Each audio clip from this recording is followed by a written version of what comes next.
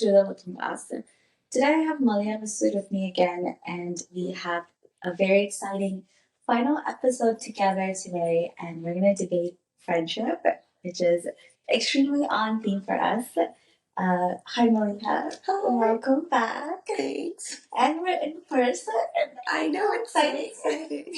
Friendship is important to both of us, and sisterhood is a very important aspect of our lives. I think it's particularly important to women compared to men. It's something that is empowering and it supports us in a way that romantic relationships just don't check the box. There's actual studies that shows that females finding same-sex social interactions to be more rewarding than males, and females are more sensitive to the rewarding actions of dopamine than males. So, as you know, today's topic revolves around friendship and how to be a good friend and how to find your tribe. So, the first question that I want to ask you is, what does friendship mean to you? Oh man, that's a loaded question, right? And I think it's different in different phases of our life as well. But as an overall, I think friendship is kind of like community, and it's found family. It's where you get to choose who you let into your circle and who you trust with maybe not the most perfect parts of yourself.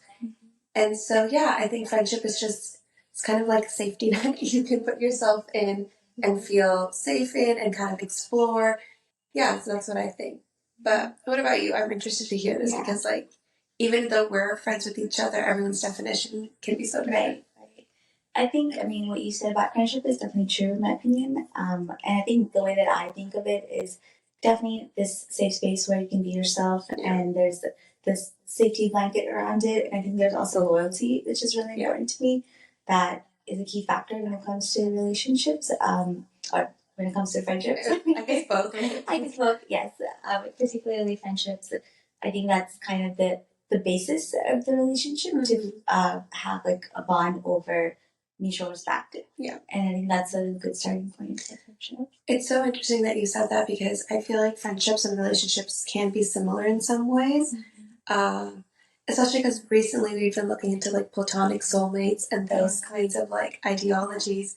And you sometimes meet people in your life, like you may not be like attracted to them in a sexual context, but other than that, they're your soulmate. You just connect on that level. And so agreed, like just like in relationships and friendships too, it's like the mutual respect and, some sense of loyalty has to be there. So I think that's really cool that there are similarities in some ways for like two major relationships in your lives, potentially. Not just two, but like as many as you want. Two types. Yeah, two types.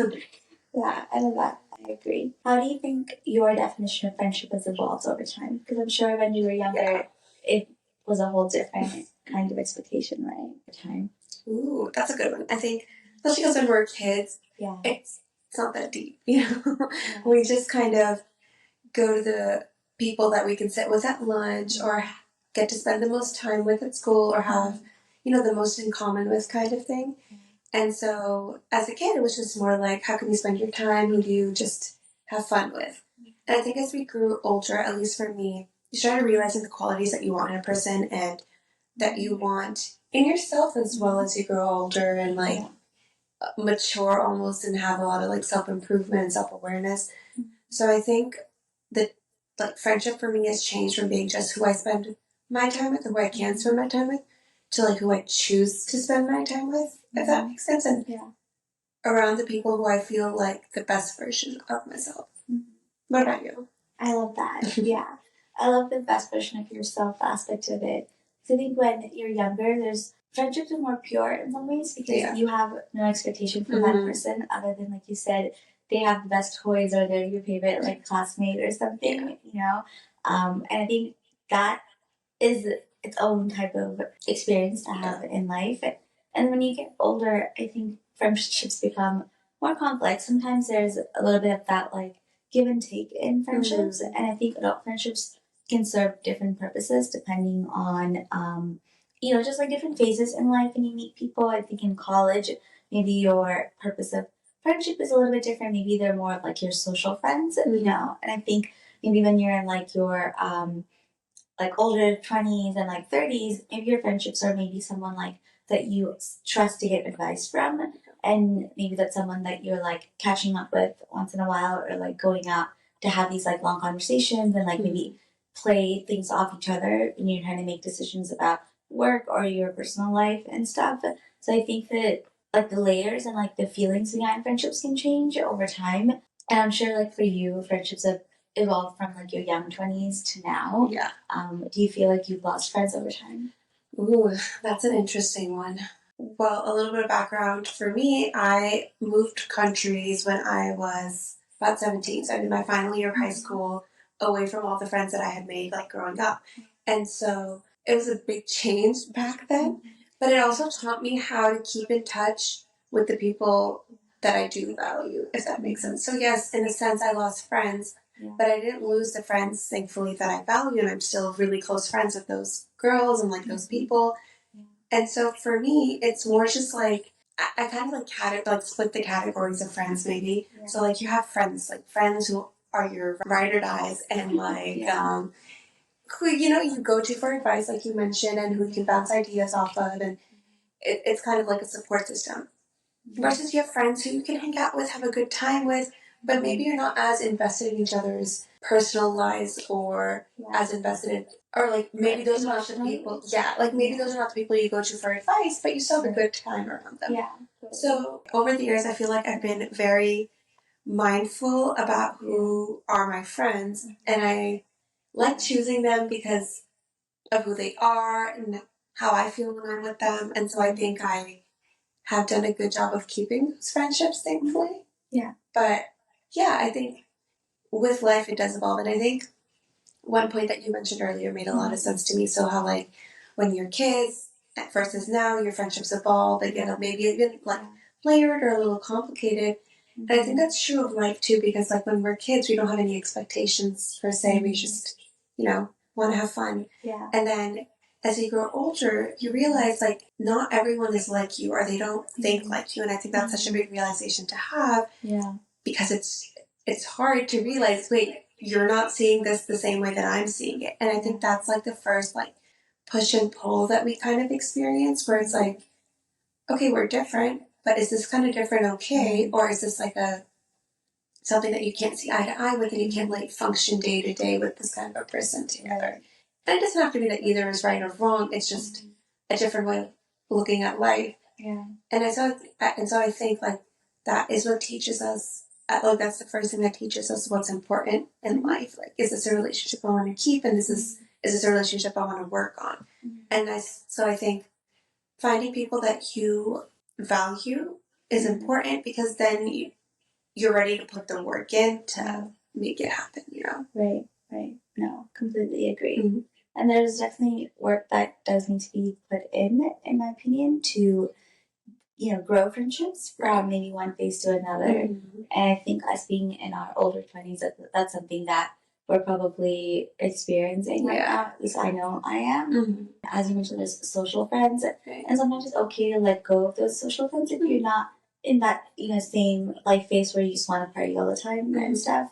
And sometimes you have those like more like deeper emotional friends that you go for when you want to have like a heart to heart. And I think those are also hard to sustain in some ways. So interesting. And I think part of having good friends is also knowing who you are and how you function. Like personally for me, I may not be able to keep in touch every day, but I know that when we talk, I want everything. I don't want like the shallow stuff. I want the deep and the nitty gritty and everything. Yeah. And so for the most part, the friendships that I've made in life are the friends that won't be offended if I kind of go MIA for a little bit. Yeah. But when we do talk, it's like we never left, Yeah. Exactly. Versus that's not the way friendship works for everybody, and that's okay. Mm-hmm. There may be somebody who's like, wait, if we're friends, then we should put the work in on a more regular basis. And that's fair too. Like, everyone has their own view and their own expectation. But it just goes to show, like, you curate this, like, group of people that works for you, in a sense. Like, where you're not hurting them with your actions, because that's not fair to somebody.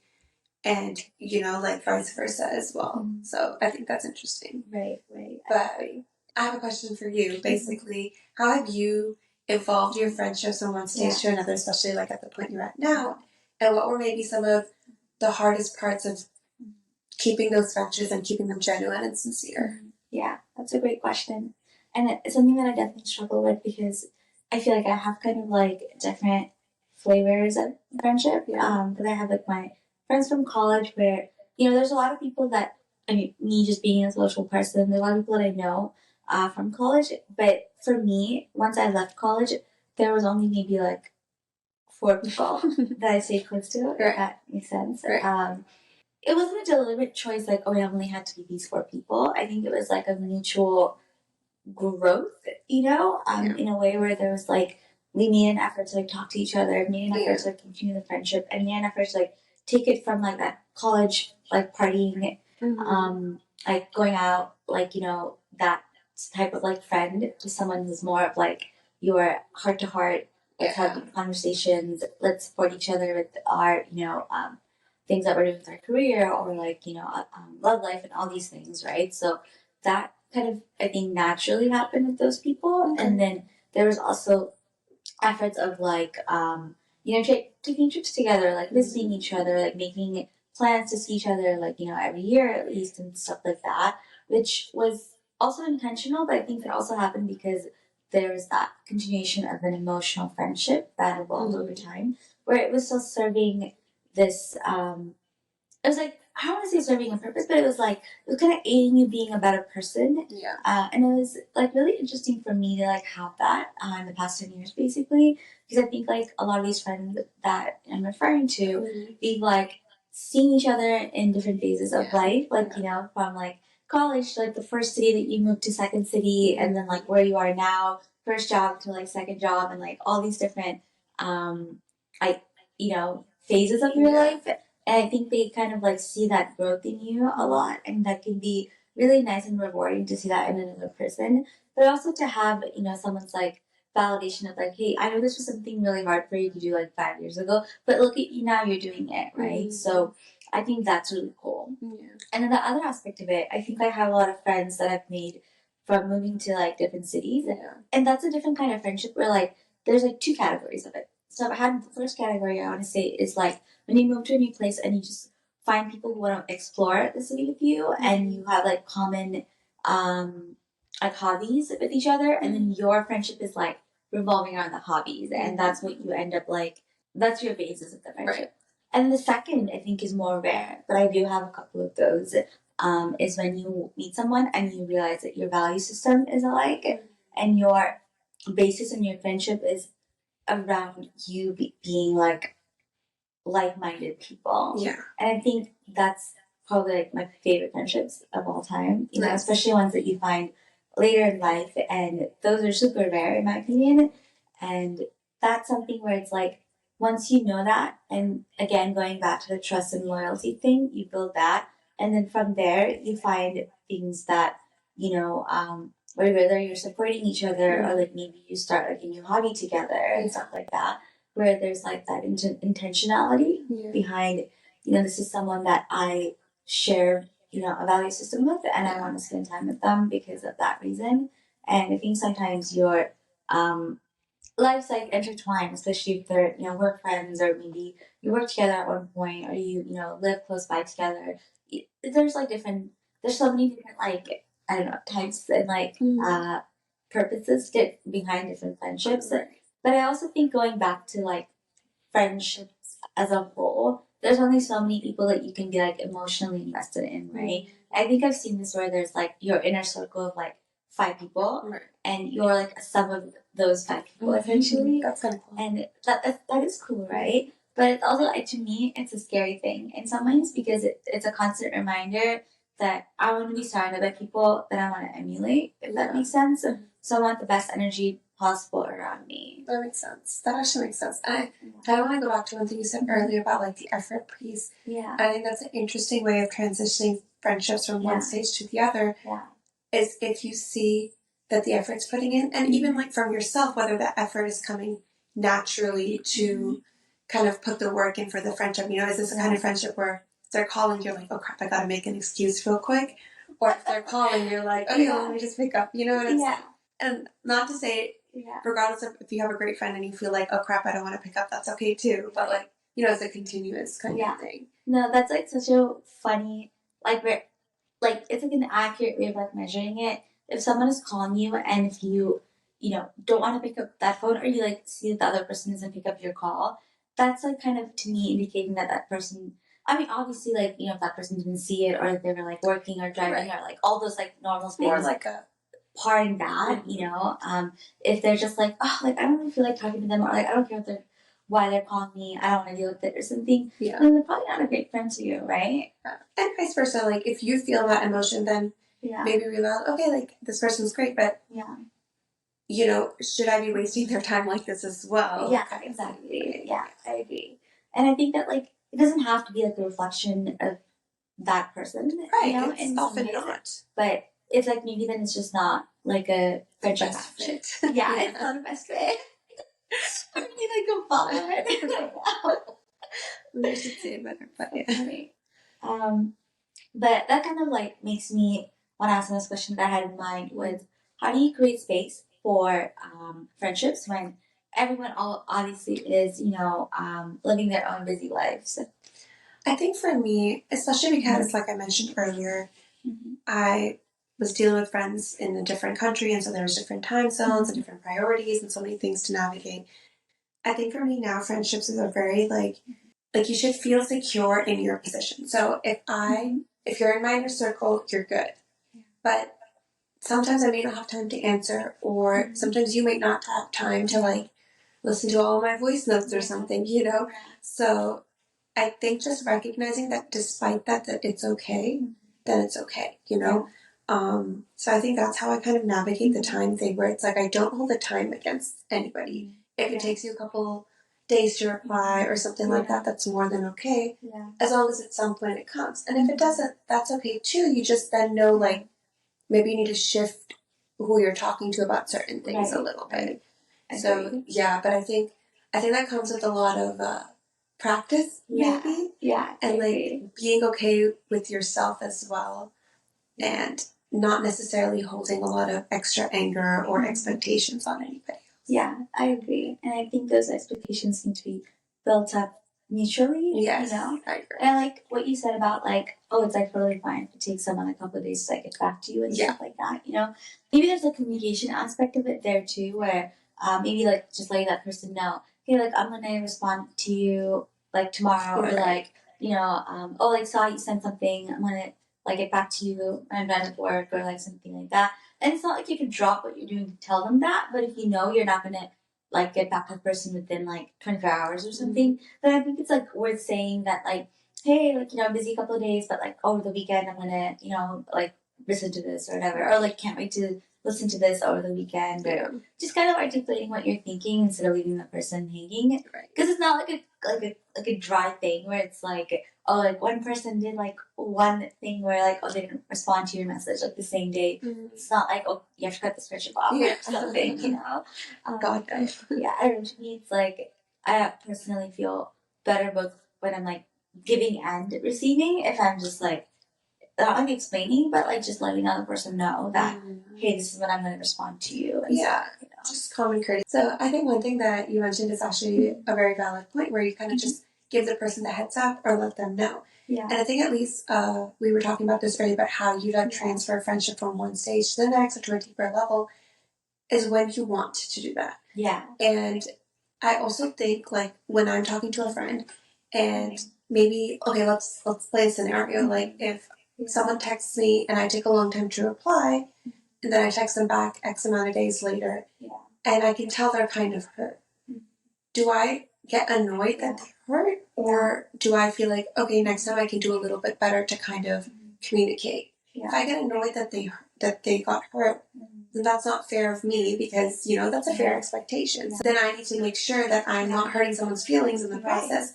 Then I can also figure out if this is somebody that I can be in such a close circle with, because you don't want to keep hurting somebody either, especially if you're not willing to put the work in. Yeah. But versus if you realize you hurt somebody and you're like, oh crap, next time I need to make sure. And then you want to put the work in. And so I think recognizing that over the years and recognizing like who I put the work in with has kind of shaped my friendships, and who go like even deeper into like having a relationship with you, like a platonic relationship. Yeah.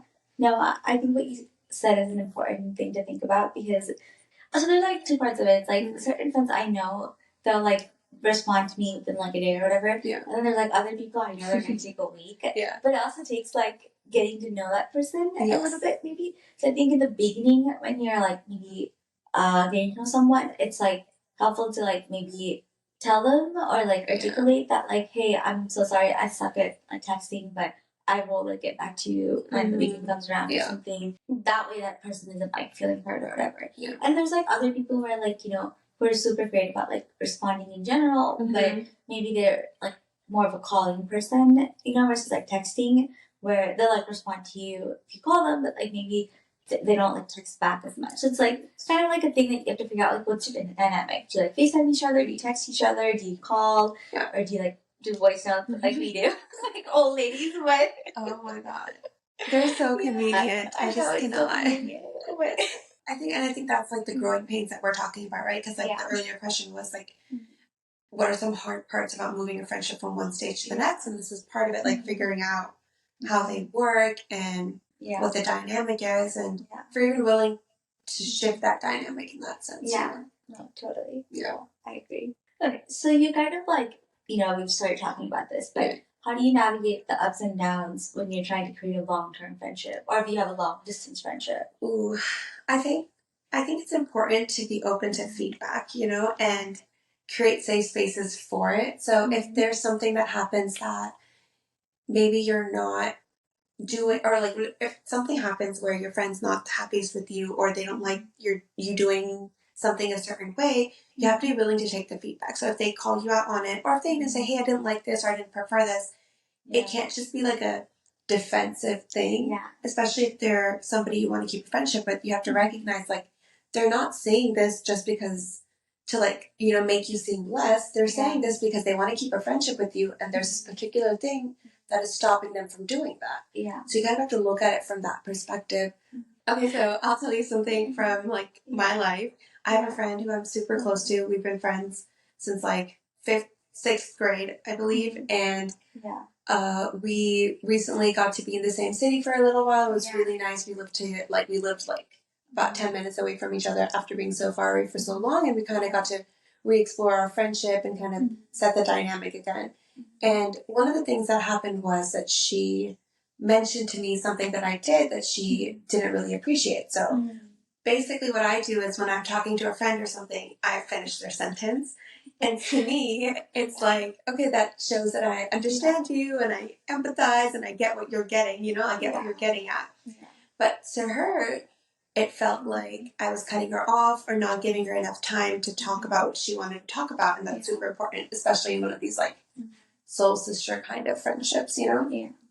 And so she thankfully said something. She's like, hey, when you do that, I don't feel like talking because I feel cut off and I don't feel heard.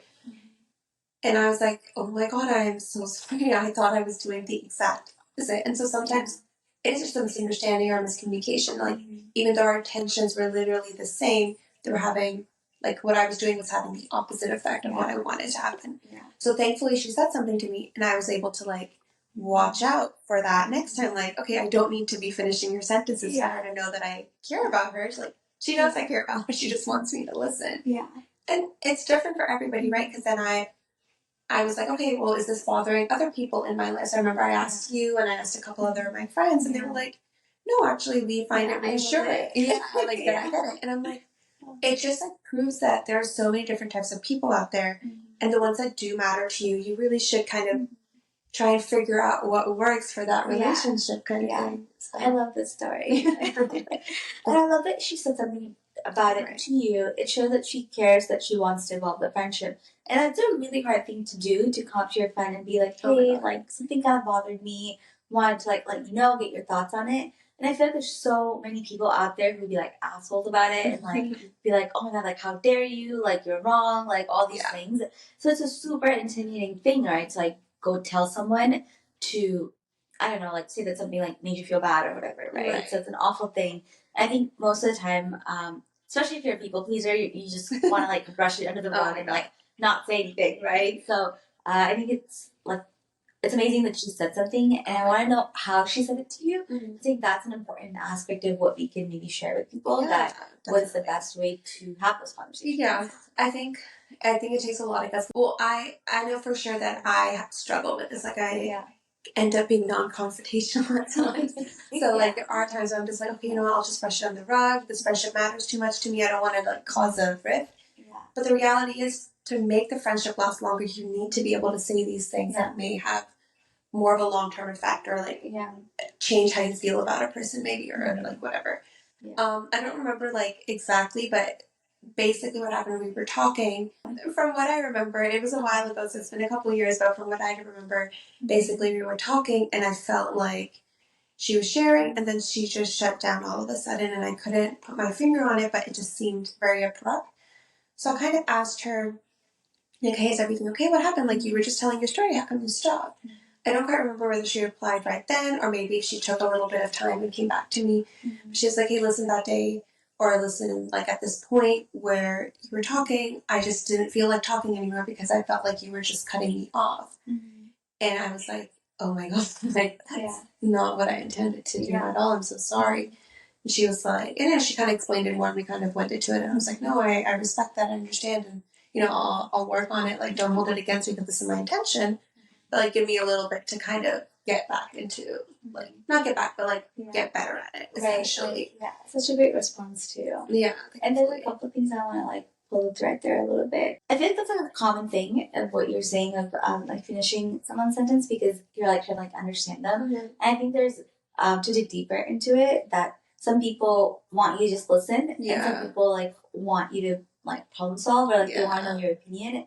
I jump into problem solving mode, and sometimes someone just wants to vent, and like for me, if I hear an issue, I'm such a fixer. I'm like, oh my God, like how do I fix it? I'm like on it, like you know.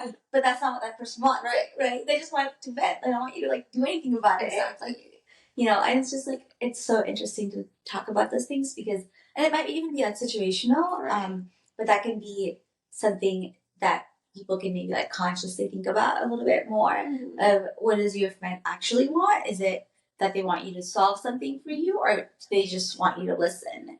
Because it can be like a really sucky thing if you just want to vent and you just want some empathy, but you're perfectly capable of solving your own problems, you know. But to have the other person, even if it's like a significant other, to have them be, you know, like give you a reaction in that way, and like that's not what you wanted in that space, right? But, and I think you're right. It's so interesting because sometimes it's like, you know, you just need to make sure, like, hey, do we need a hug, or do you need to vent, or do we want to sit here and kind of like bad talk this person for the night and get over it by tomorrow, kind of thing, you know, like who do we hate today, kind of thing.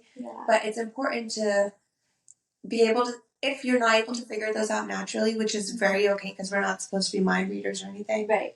But it's okay to just ask that, and creating friendships where it is okay to just ask that instead of, I know some people where it's like, well, if you have to ask something, what's the point? Right. Like, that's like, oh my God, that's exactly the point, you know? Like, but you're totally right about like people aren't mind readers, like they don't know what you need, and if you don't articulate it, then they're not gonna know, right? And I kind of have like an unpopular opinion to follow up on what we're talking about. So there's this part of me that does think that it's okay to let them die, and it's just this interesting phenomenon in my opinion because it could be like a friendship that served its purpose for a period of time where even if they were like your, you know, person that you're going to for like personal advice or like venting or like all these like emotional bonds, right? Even if it's that kind of friendship, it doesn't maybe like stand the test of time, right? Like over time, it just like fizzles out in a way, which for lack of a better term, I'm gonna say that. But and I think like the way that you kind of like identify that, in my opinion, is if you maybe have some friendships where like you feel like you're putting in more effort to like emotionally be there for someone, and they don't put effort to emotionally be there for you, or maybe they don't include you as much, but you always include them or something. In some ways, like at the end of the day, if you feel like you know they get more out of a friendship with you than like vice versa, I think that's kind of a sign for you to like pull back a little bit and let those friendships kind of either organically die out or have them meet you halfway over time. And it's an important boundary to set. And something that I was listening to on Mel Robbins' podcast comes to mind, and she talks about this phenomena of let them, it's like let them hang out with each other without you, let them not call you, let them not respond to you, let them, do whatever they want, because it's just like the idea is you let it play out and you let it like just exist and see where the pieces fall. Yeah. And then you know who's loyal to you. You know who's your real friend. Mm-hmm. You know who's gonna pick up your call. You know who's gonna be there for you, save you like a cookie or like whatever. Yeah, whatever metaphor we choose. Like you just know, and you like take that, and I think you take that to heart, and I think you pick and choose the energy that matches the energy that you're giving. Yeah. And be protective of that energy, and don't be sorry. Don't feel bad. Don't feel like you have to hang out with these people because you've known them for a certain number of years, or you went to college with them, or whatever the reason is. Don't like be ruthless. You get to choose where you put your energy in. So I think it's like it's not a 50-50, right? We know this. It's a pattern that we recognize overall. Mm-hmm. So the ruthless thing, I agree, but it's like just a disclaimer, guys. This is not like day one something happened, like we're done. Or like we're 5 years into a friendship and then they do one thing that maybe even fits big, but they do one thing and it's wrong. No, that's not how it works. So like letting the pieces fall naturally and then figuring out if there's a pattern or not is when you need to figure out whether you want to put the work in for this friendship or not. I think the one downside that we've been seeing about like being a little bit more ruthless, as you say, with like friendships, as you should, like, you should be protective of your energy as long as you're not harming or hurting anybody, right? Mm-hmm. One of the downsides is like we end up creating echo chambers almost of our own thoughts and feelings in the friendships that we create. So I know that most of my circle of friends, they're all venters, so we all like to talk about our problems and kind of like hash things out over time and stuff like that. But it's important to realize that that may also cause an echo chamber. Like, not everyone is like that. So just because then I start hanging out with somebody who just doesn't want to get into the details or just wants to be able to let it go, that's okay. I need to recognize that I curated a group of friends that's so specific to me that that's not the only people in the world. And I think the second downside of that is sometimes it doesn't let you be able to grow and recognize your own flaws. Because like we mentioned earlier, like, people who are your friends or who you want to be your friends are people who are your best self with. And being your best self, part of that is always self-improvement and always being aware of yourself. So you want to know to create friendships that, they can be like you and you can have it and love it. But it also has to be someone who will call you out when they need to. Yeah. And you've created that safe space that they are able to call you out. Yeah. Not everyone should be able to come up to you and say stuff. But totally. Your inner circle should be able to. Because if you're living in an echo chamber, then you're not really moving. You're stagnant in life, essentially. This brings up like a really important point because you're totally right. Like for me, like personally, like and I think because I have a lot of those friendships where it's like I want to be called out, I want to be like told the truth and all of that kind of like way of friends. And I've noticed with like some people, they don't want that, and I think of like low-key offended people by doing that because it's kind of I've like noticed that and like not. Like since then, like pulls back in that aspect. Yeah. But some people don't. They just want to like agree with you, and I feel like those are like candidates for friendships. Like let die a little bit because they're not pushing you to be a better person. And it's not about like being right in life, right? It's about growing. Now that I'm like getting closer to like my 30s, I have friends who are like a little bit older than me, or like people who are in different phases of life, or maybe like different professions and. I feel like I'm diversifying my friendships in some ways, and that's been a cool experience to like talk to someone who has a completely different background than me. I think it adds like a lot more perspective in life, and maybe like there's friendships potential for like longer friendships there where I can have someone to like ask advice on, maybe who's like 5 years ahead of me. I think that's really cool too because when you're younger, your friends are your same age, right? So you're all going through the same things at the same time. Yeah. And then there's like people who maybe don't know anyone who has kids, but like there could be people who are our age who maybe do have friends who have kids, and like that's a cool perspective too because maybe you're like curious about that and you want to talk to someone about it before you have your own kids or something. Yeah. So I feel like there's so many different things where like it's not just about this like teenage college friendship where it's like surface level, maybe there's people that you look up to, or like, you know, can be kind of like your mentors in life a little bit. And sometimes, you know, even growing closer to like your family members and stuff over time. I think that's also cool. And there's also growth and friendship there. So I think we both clearly like feel how much like friendships evolve, and for sure, like that's important to us. And it's important to like cultivate those different relationships in different ways, and not everything needs to be equal. You know? And I also don't believe that like you have like one best friend. Yeah, you know? Like there's don't like that's just, I almost feel like that's not healthy. Like you should have like a bunch of people who you're close to, who are your confidants. Maybe you go to them for like different reasons. I think that's the beauty behind friendships, right? Like there's no barriers to who can be friends with whom. There's no judgment in that aspect, and I think that's an amazing thing. And I'm a total like friendship person. Like I feel like I'm more friendship oriented than family oriented in some ways, but that could also be because my family's very small. That's fair. I agree. I think that's been a beautiful thing about like friendships as growing up, and I think I do have a couple of friends in like different phases of lives. Like some of them are working high corporate jobs, some of them are married, some of them are both, some of them have kids, and so it's just so cool to see that even though we may have started off at like similar stages in life, and now they've evolved. And you get different pieces of advice and different pieces of like, even if it's not direct, like, hey, you guys should do this and you should do this. It's also just like seeing them and how they live their lives. It's like a front row seat to how you should potentially approach things, or what things can you do that would work for you versus work for them and stuff like that. So I think having these kinds of friendship has definitely changed my worldview on so many things. So I think that's such a great aspect of like growing up and having those friends and keeping those friends through different phases. Yeah. I think that's like a lovely note to wrap up our conversation today as well.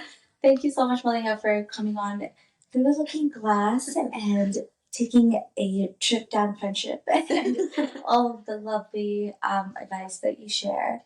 And thank you so much for doing this debate series with me. It's been really fun. I know. I love getting your opinion on things, and I'm really excited to share this conversation with everybody. I know we touched on quite a few different topics around friendship, but I want to know from people who are listening what questions that they have about friendship and any situations that they're struggling with. And I would love to give my advice on anything that I can help with. But send me questions on Instagram, or you can leave a comment wherever you're listening to this episode. Thank you so much for tuning in. Thank you, Maliha, for joining. Thank you for having me. Yeah.